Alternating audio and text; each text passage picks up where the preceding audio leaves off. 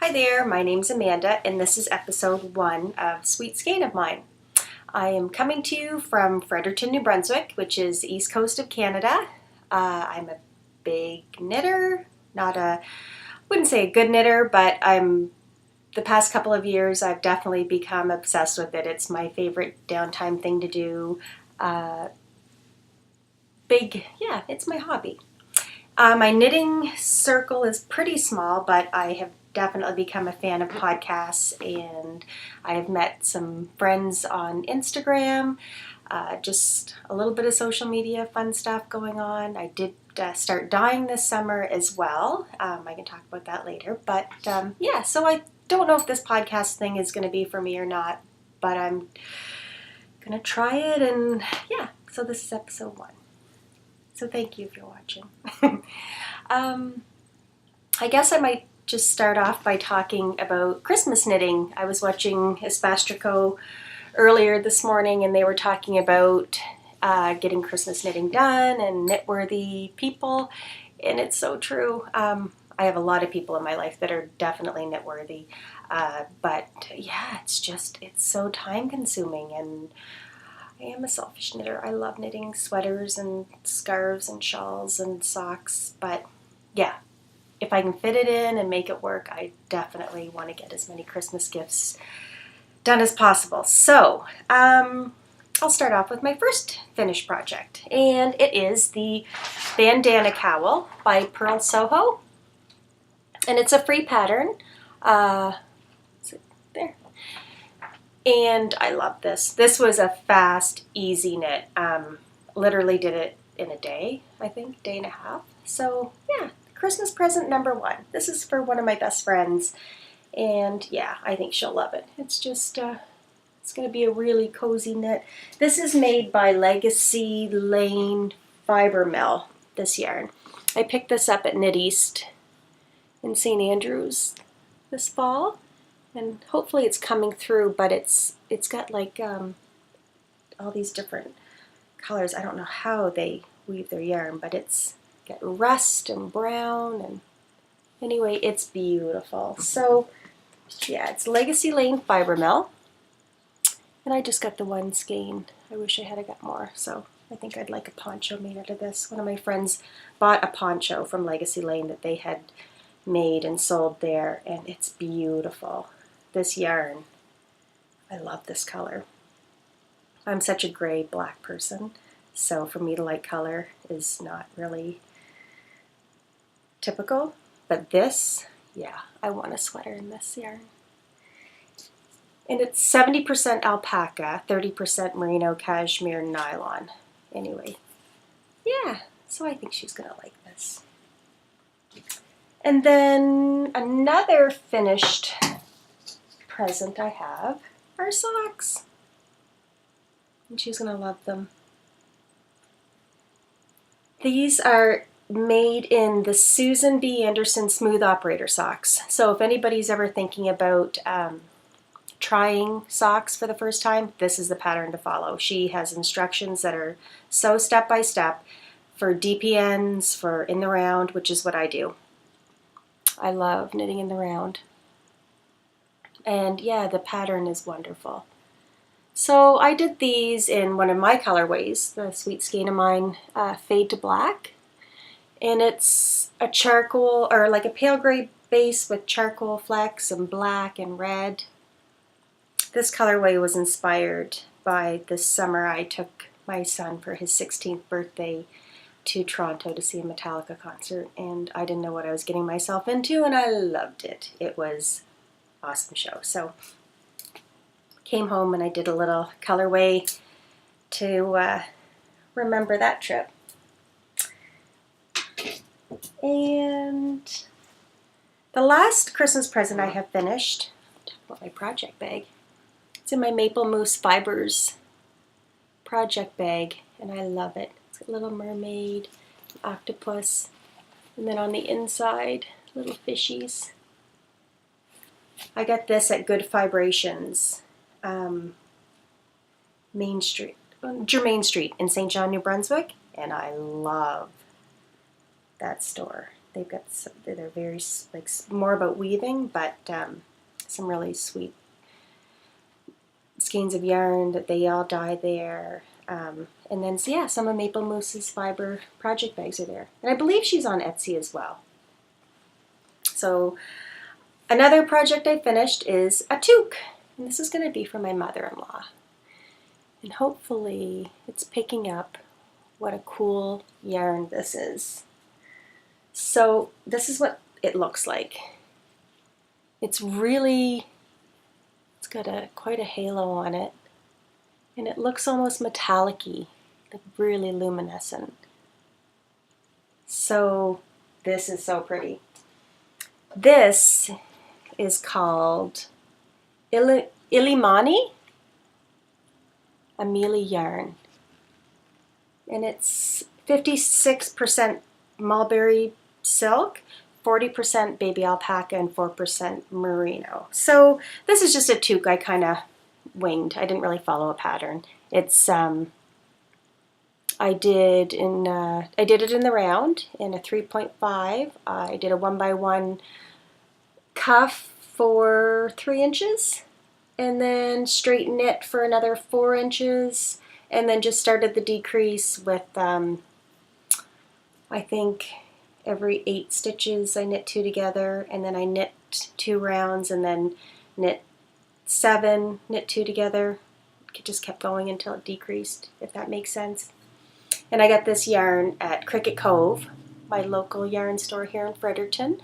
And this came in this pretty charcoal, a lighter heather gray, and a beige. So I love this yarn. Anyway, I think she'll like this. She's a big walker, so it's going to be warm and soft, and it'll look pretty.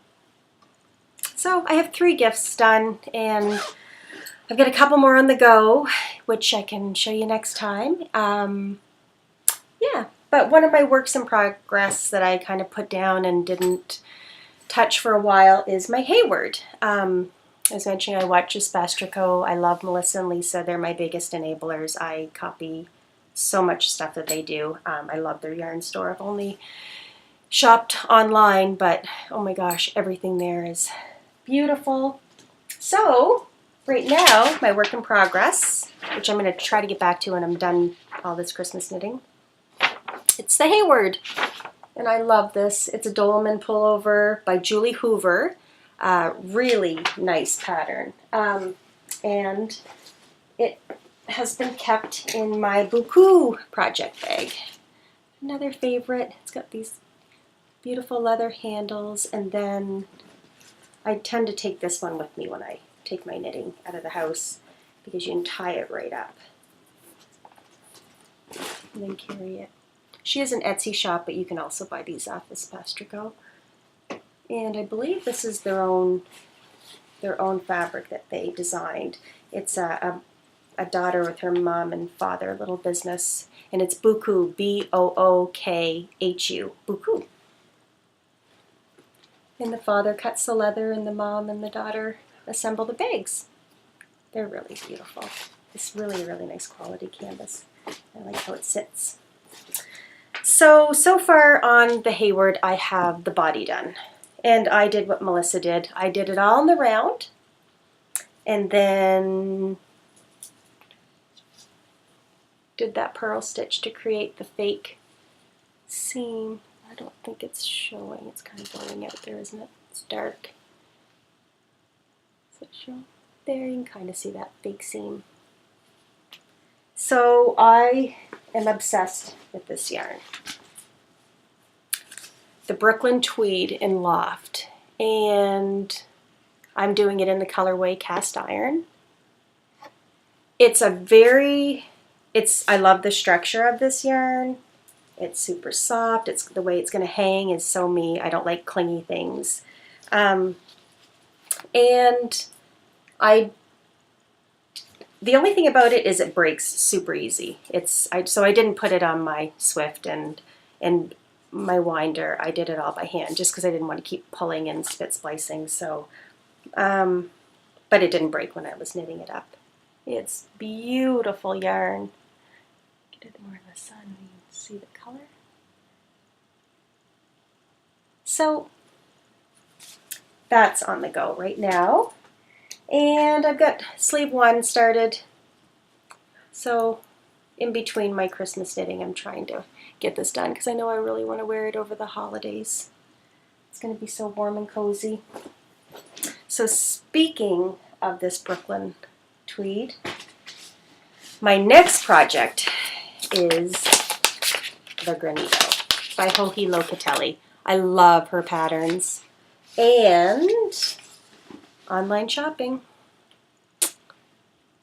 More Brooklyn tweed loft. And this one is in the colorway Truffle Hunt. And it's this, I don't know, it's not showing up. But it's like a grayish brown.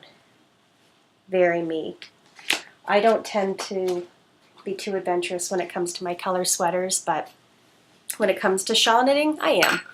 So I'll talk about what I have on. This is one of the first shawls I ever knit. It's the Jag and Garter Stitch by Stephen West. And it's got a lot of fun colors in it. It's got Madeline Tosh, more Madeline Tosh, hedgehog fibers. I'm a pinkaholic, so if I'm going to have a splash of color, it does tend to be pink. But this was an easy knit. It really was. It doesn't look it, I guess, because it's got all this going on. But short rows, I-cord, and anytime I get stuck, Stephen West is really, really great about like little tutorial things on YouTube. So it was easy to figure out if something didn't sound right, because I am a bit of a new knitter. I've been knitting for a couple of years. I used to knit when I was little after school with my nan, Cabbage Patch sweaters, and put it down, didn't knit for years and years and years, and then started to crochet because I find crochet so easy. It's just easy to make a mistake, unravel, put your hook back in, keep going. So a lot of friends over the years have gotten my crocheted blankets. And then I got back into knitting probably 4 years ago, just a little bit, with one of my friends, Michelle. We're baseball moms, so we'd be sitting on the field and she'd be knitting away, and it's relaxing. So I got her to kind of get me back into it and show me the ropes, and she was the best instructor. Michelle, if you're watching, hi. You created this monster. So I would say for the past 2 years, knit nonstop. It's the way I decompress. It's the way I just kind of have fun. It's my hobby. It really is. So much to the point that this summer I was thinking, why not try dyeing? So last July I ordered some yarn, tried a couple of different wholesalers and what kind of quality I liked for yarn. Definitely just started off with sock, and started dyeing and experimenting, and some turned out really pretty. So I started Sweetskeinomine. Went to my local yarn store, Cricket Cove, dropped off some samples, and it was really just if they like it, great. If not, I'll just dye myself some yarn. So anyway, she took it. She ordered some and made this big, massive order. I actually got the phone call at the ball field, and yeah, so that was fun. Anyway, and I have my little Etsy store, and it's just a fun way to, be more part of this passion and try different things. I don't know. I like color. I love being creative, whether it's, I don't know, I've dabbled in a little bit of everything. So definitely a crafty nerd. My friends are used to getting something homemade at some point. So yeah. And speaking of, I'll just show you quickly, because I don't really actually just want to make this podcast about my yarn. Like, this isn't what I want to do, but I will talk about it maybe a little bit and just show you some of the fun Christmas colorways I did. I did a theme. It's How the Grinch Stole Christmas. So yeah, this is one. And this is probably my favorite. It's called A Wonderful, Awful Idea. And I don't know if you can see, there's red in there. in this pretty lime green. And then it's speckled with charcoal and mustard. It's hard to show all the different colors, but this has been a hit. People have really liked this one, so I've got that one, and I've got Cindy Lou Who. And this is like a powder blue base with flecks of yellow, hot pink, and blue. Another one. It's been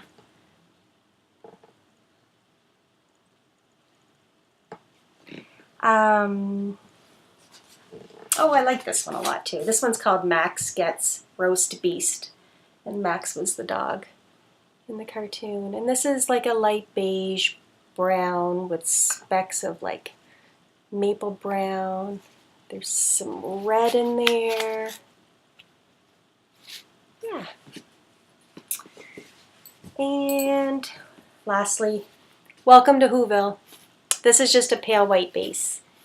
And it's got flecks of green, pink, yellow, blues, pretty much all the bright, pretty Whoville colors.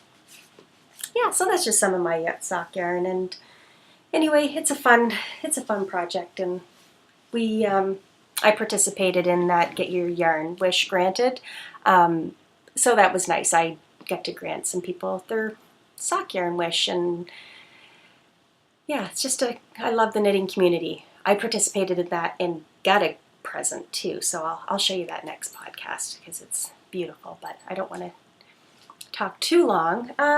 Maybe one last thing I'll show you is the first sweater I ever knit. And it's the Georgetown Cardigan. I can't remember the designer, but anyway, I did it in this really pretty cascade yarn. I don't think it's showing up quite well, but it's like a mustard yellow, but then it's got these really pretty flecks of gray and red. And anyway, my first sweater I made, I don't wear it because I made it way too big. And I love big, baggy things, so I kind of went overboard guessing how big I would want it. But here's my problem. I don't know, when I have it on, I feel like a linebacker or if I should be on Little House on the Prairie. But here it is. See? See what I did? I don't know, like the shoulders drop. Take this off just so I can maybe show you a little better. But if anybody has a remedy for me. So where it was my first sweater, I don't know if I seamed the sleeves on too tight and it's puckering. Like I feel like I've got, like I said, like Little House on the Prairie, like shoulder pads, or so did I just make it too big and the shoulders aren't going to stay on?